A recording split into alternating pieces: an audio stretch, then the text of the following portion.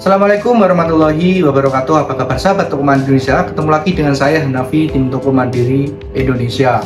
Ya, jadi banyak sekali yang menghubungi admin kami itu 50%-an ya, kurang lebih adalah sahabat Toko Mandiri Indonesia atau subscriber dari luar negeri. Ya, dari luar negeri atau yang tidak berada di Indonesia ya. Dan mitra kami juga ada beberapa dan bahkan banyak yang dari dulunya adalah dari luar negeri juga.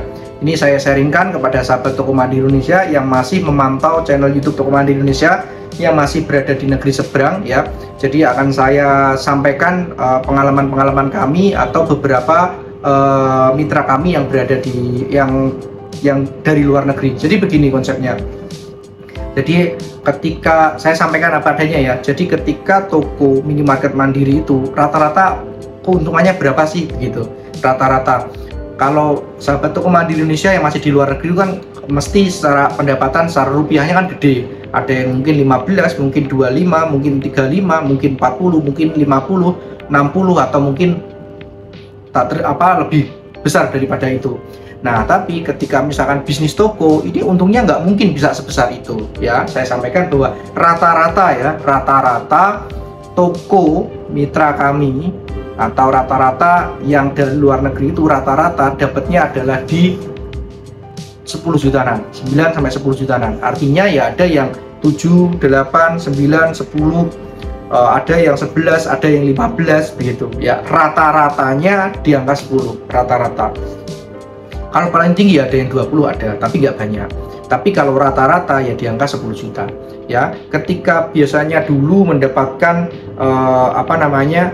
gaji yang besar, terus sekarang di sini mendapatkan begitu kecil, artinya siap apa tidak begitu. Yang pertama itu, yang kedua terkait pelaksanaan. Jadi ada yang modelnya begini, teman-teman.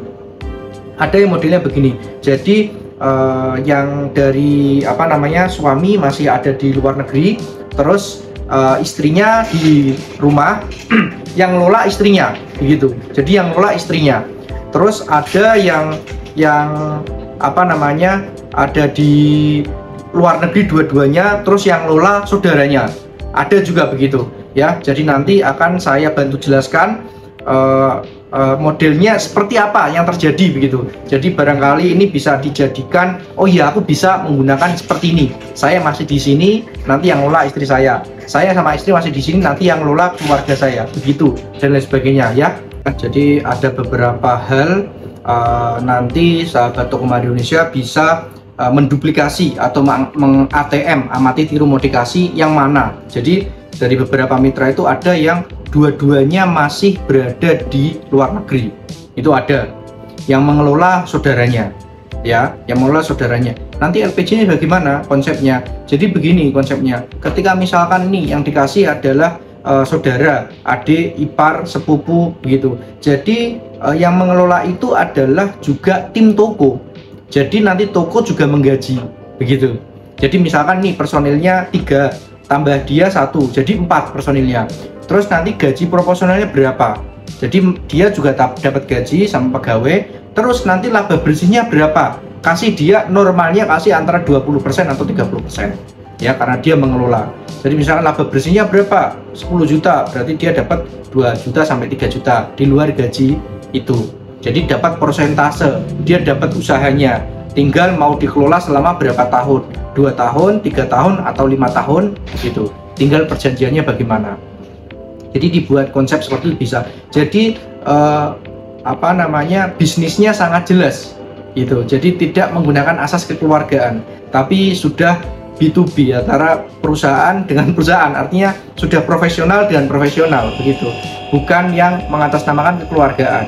Jadi jelas. Kemarin saya investasi 400 juta, ketika sudah selesai juga harus balik 400 juta. Kalau dagangan 250 ya dengan 250 juta. Kalau aset perlengkapan kan mungkin mereka ada penyusutan ya, mulai dari bentuk, warna, begitu itu wajar. Tapi ketika dagangan ya investasi awal 250 ya jadinya 250 juta itu. Ada yang suaminya masih di luar negeri, yang kelola istrinya, itu juga banyak yang seperti itu. Kalau begitu tidak usah menggunakan MOU atau tidak usah menggunakan kerjasama seperti tadi. Ya pokoknya intinya pegawai ya pegawai, nanti istri sebagai mengelola, ada laporannya. Karena ada grup komunikasinya antara pegawai, owner sama tim toko Mandiri Indonesia gitu. Ada yang pulang baru mendirikan toko begitu. Mas, yang paling bagus seperti apa? Yang paling bagus kalau menurut pandangan saya ya, yang pertama ada yang paling bagus ketika yang paling bagus antara kedua-duanya masih di sana, dikelola profesional, atau saudara tapi menggunakan MOU yang jelas, itu yang bagus. Atau suami atau yang satu masih di luar negeri, yang satu atau istri masih sudah di Indonesia atau yang mengelola, itu bagus juga, artinya jelas ya. Ketika butuh suntikan dana penambahan modal, dari sini juga siap begitu ya. Yang paling bagus menurut saya itu. Kalau yang pulang buka itu ya juga nggak masalah, itu bagus. Tapi kan ini kalau pertanyaan yang paling bagus yang mana, nah yang tadi. Tapi kalau ketika pulang baru mengelola itu ya sah-sah aja, bagus-bagus saja, nggak ada masalah. Malah plusnya bisa all out, ya plus minus sih. Tapi kalau saya memandang dari sudut pandang bisnis awal pemula, yang paling bagus ya itu tadi, ketika masih ada yang di sana sama ada yang di sini mengelola.